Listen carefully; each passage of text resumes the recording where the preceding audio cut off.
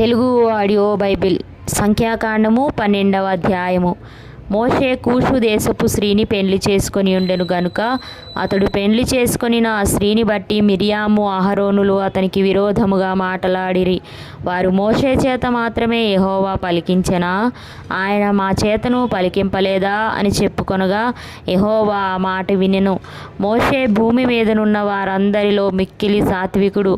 యెహోవా, మీరు ముగ్గురు ప్రత్యక్షపు గుడారమునకు రండని హఠాత్తుగా మోషే అహరోను మిరియాములకు ఆజ్ఞనిచ్చెను.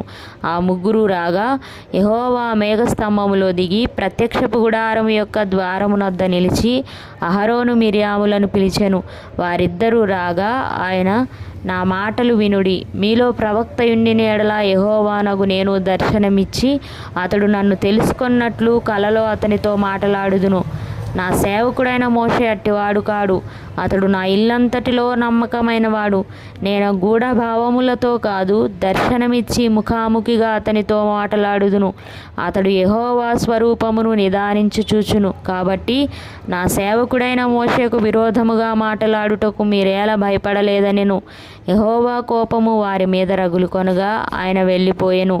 మేఘమును ఆ ప్రత్యక్షపు గుడారము మీద నుండి ఎత్తబడెను. అప్పుడు మిరియాము హిమము వంటి తెల్లని కుష్టు గలదాయెను. అహరోను మిరియాము వైపు చూచినప్పుడు ఆమె కుష్టు గలదిగా కనబడెను. అహరోను, అయ్యో నా ప్రభువా, మేము అవివేకులము, పాపులమైన మేము చేసిన ఈ పాపమును మా మీద మోపవద్దు. తన తల్లి గర్భములో నుండి పుట్టినప్పటికే సగమాంసము క్షీణించిన శిశు శవము వలె ఆమెను ఉండనీయుకుమని మోషేతో చెప్పగా మోషే ఎలుగెత్తి, దేవా, దయచేసి ఈమెను బాగు చేయమని యెహోవాకు మొరపెట్టెను. అప్పుడు యెహోవా మోషేతో, ఆమె తండ్రి ఆమె ముఖము మీద ఉమ్మి వేసిన ఎడల ఆమె 7 దినములు సిగ్గుపడును గదా. ఆమె పాలెము వెలుపల 7 దినములు ప్రత్యేకముగా ఉండవలెను. తరువాత ఆమెను చేర్చుకొనవలెను. కాబట్టి మిరియాము 7 దినములు పాలెము వెలుపలనే గడిపెను.